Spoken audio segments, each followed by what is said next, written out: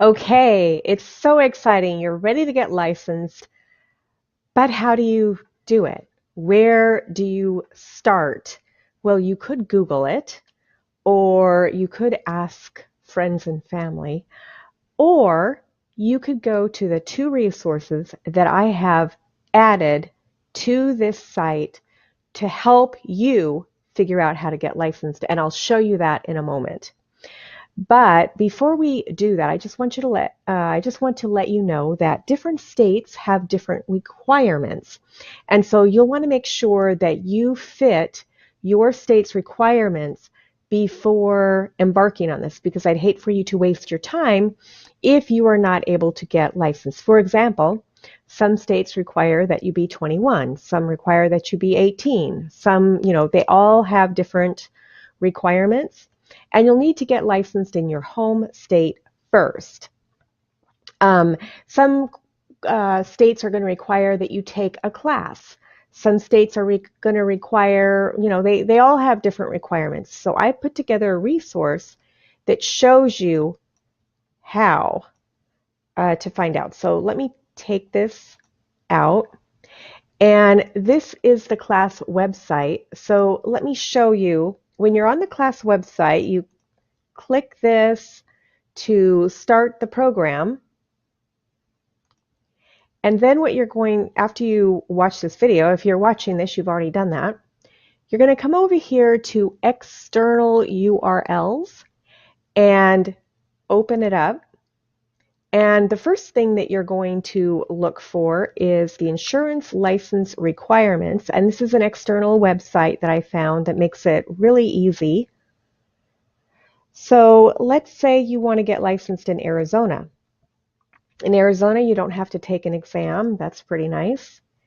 And it just tells you you must be fingerprinted, and it gives you some information.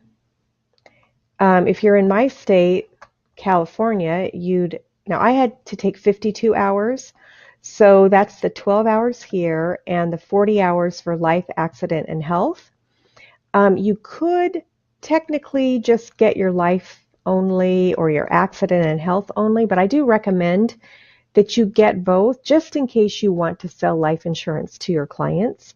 It's not something that I do, but it's nice to get these things done all at one time. Okay, so you can just look at this website and you will see what the licensing requirements will be. So once you've looked at the licensing requirements and determined whether or not you have to take a class or not. Now, one thing about these classes is you can Google different places to take classes. I will create a resource for that as well. Look for it in the same place.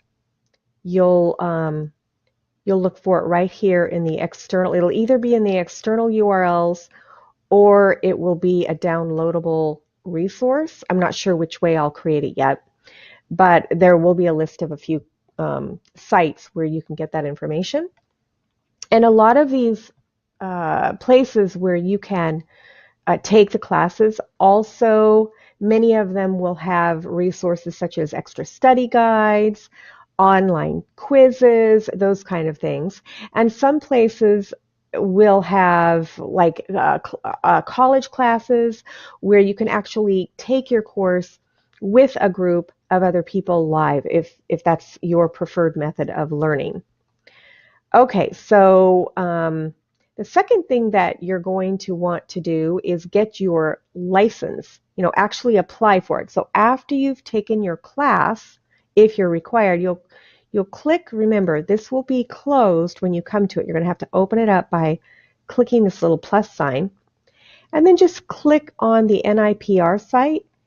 This site has most states, and you'll click on this. And you're going to click for the resident licensing. You'll find your state. Let's say you want to sign up for Nevada. It gives you the requirements. So you're going to click apply here.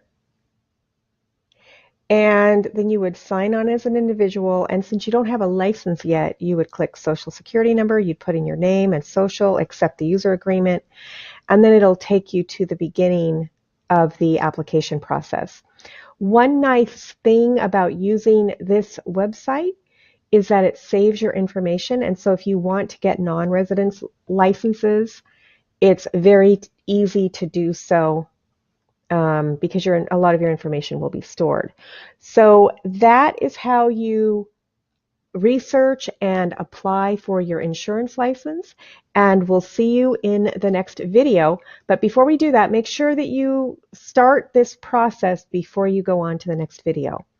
So we'll see you next time on the next video.